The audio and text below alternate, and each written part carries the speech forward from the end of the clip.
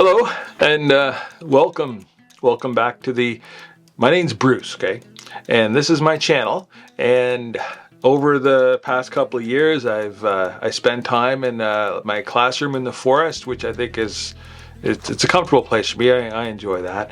And I also, by necessity, I've spent some time in a whack of other places that I've been lucky enough sometimes to have you come along and join me. And now here I am again in the dirt shed, and I'm kind of experimenting with a couple of different, filming techniques. I'm it's not film, but it's digital or whatever, but I'm not very good at it. I've admitted that in the past, and I'll try my best, but you get what you get, okay? But today, sharing something. I'm sharing a recipe, making potatoes. Okay, and the way that I'm making potatoes is something that I've stolen from Heston Blumenthal, who's stolen it from someone else who's been passed down through the ages, and we're just making potatoes, okay? And the thing about potatoes is, especially this way, this is how I do it. And this method I think is emblematic of the way I do a lot of things. And it's called I'm using what I call the good enough method, which is to say that there's no wrong, okay, when you come to making a potato. I mean, a human being, I think we could eat a raw potato. There's people that do that, and there's a whole bunch of different ways to cook them. You can do that, but today I'm cooking them a way that I've been doing for the last I don't know, a couple of years or something, and it's a two-phaser, a two-step deal. The first step is see, a potato is basically a bundle of starch and carbohydrates. And that potato can be made more delicious by somehow magically converting the starch into sugars. And I don't know what kind of sugars exactly, but it's more flavorful. People like that. And so that's the whole plan.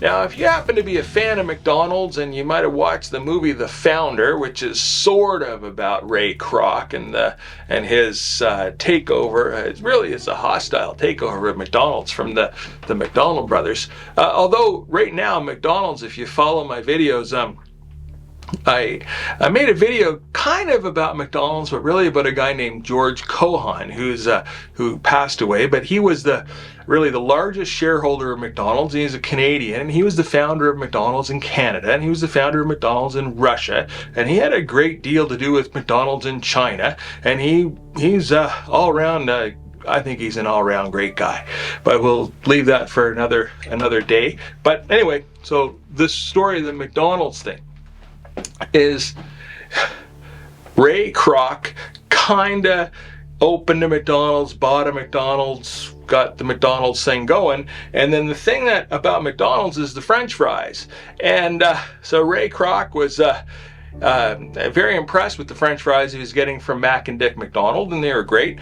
And then he got into the McDonald's business, and I didn't think I'd be talking about this. I didn't think I'd be talking about McDonald's. I thought I'd be talking about recipes. But anyway, so anyway, he opened the McDonald's, and he went to make the French fries, and the French fries were nowhere near as good as the ones that he had gotten from the McDonald brothers. So the question is why?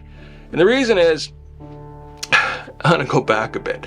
When I was a child, my dad had to do various things in order to make sure that we all had dinner. Food to feed the family, pay the bills, all this stuff. And he had a close relationship with the local food wholesalers. And so sometimes we would take the cull material, meaning the discards, this is in the early 1970s, and resell them. He'd buy them and sell them. I've done that myself. And anyway, so he'd buy potatoes, and then he'd take these potatoes and we'd kind of keep them somewhere.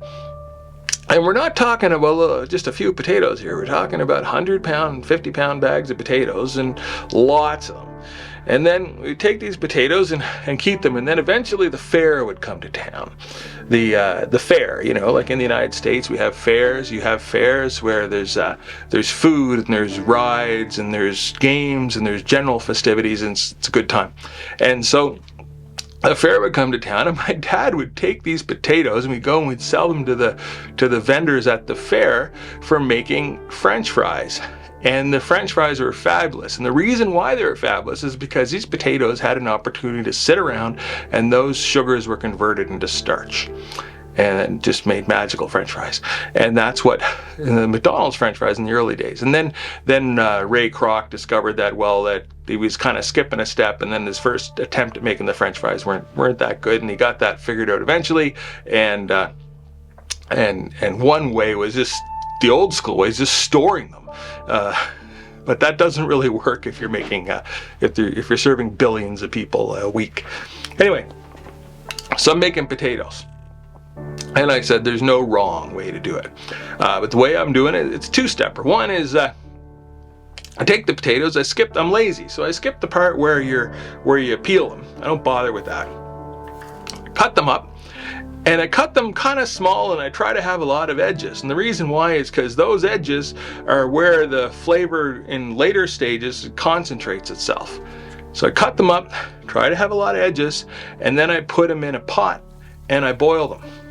And I boil them, remember, there's no wrong. So sometimes I'll boil them for 0 minutes, and that step will be 0 minutes. And sometimes I'll boil them for a really, really long time until they're falling apart. Remember, somewhere between 0 and a really, really long time, it's all acceptable, okay? And what's happening as you're boiling them, believe it or not, is you're desiccating them. You're taking the water that's entrained inside the potato is evaporating out of the potato, and the potato is becoming more dry.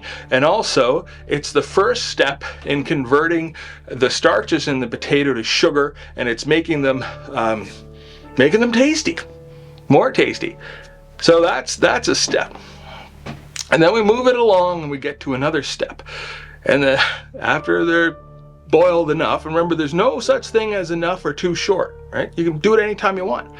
I take them from the water, and then I let them evaporate for a little bit so that it's just easier to handle them because they're not smoking hot. And then I take them and I put them in a bowl. I add oil, olive oil, I use olive oil. You can pick any kind of oil you want. You can use peanut oil or vegetable oil or canola oil or grapeseed oil or whatever. And actually, getting back to this McDonald's thing, in Canada now, McDonald's French fries are cooked in I think it's non-hydrogenated vegetable products like canola oil or something like that. But years ago when I worked at McDonald's, and I enjoyed working at McDonald's. When I worked at McDonald's, and before I worked at McDonald's, the French fries were cooked in beef tallow. And there's been articles written about this, and people have made scientific food science videos about comparing McDonald's fries cooked in beef tallow with the way they're done now. And if you have not experienced the way McDonald's French fries were cooked in 1972, get yourself a time machine, go back and give it a go. There's a few countries in the world, I think, that still do it that way. I've been lucky enough to visit a couple of them. Delicious. But anyway, I use olive oil, okay? Olive oil, then I take them and I put them in the oven, and then I do the same trick. I cook the bejesus out of them. There's no wrong. So after the potatoes assuming that you boiled them a little bit, or actually even if you didn't, you can just eat it raw, but after the potatoes come from the boiling stage, you could eat them if you want, mash them, whatever. Then we put them in the oven, coat it in olive oil, and bake them for an indefined, really long time. It could be 5 minutes, 10 minutes, 20 minutes, a half hour, an hour. Cook them longer than you ever think is necessary. I mean, the longer you cook them, kind of the better, but you can stop at any point. That's it. This is the story of the potatoes here in the dirt shed. And I like stories that have a little bit of underlying context, and that the underlying context here is that there is no wrong. Right? These have been in there for, I'm going to say, I don't know, a couple of videos and a few pages of a book and whatever. No skin off my nose, but what do you think? Does that look all right? Hey, so in some activities of our life, there's no wrong. So one of them is helping, right? So if you see someone in need of assistance, then offer some assistance. If someone that you know is bereaved, there's a magical power in just showing up, making a phone call, a handwritten letter, but just show up. You don't even have to talk, don't say anything, just be there. That's it. Anyway, this is me. My name's Bruce. This is my channel. Ostensibly, I like to make videos that are about economics and public policy and goodwill, but today the video is largely about potatoes. So that's it. Thank you very much. Please subscribe. Heck, I like it when people subscribe. And you know what? I learned that I think that some people that make these videos, I think they use artificial intelligence in their editing. I think this is a real thing, like that there exists artificial intelligence editors that will take out all the crap that's between the important stuff. I don't think I want to do that because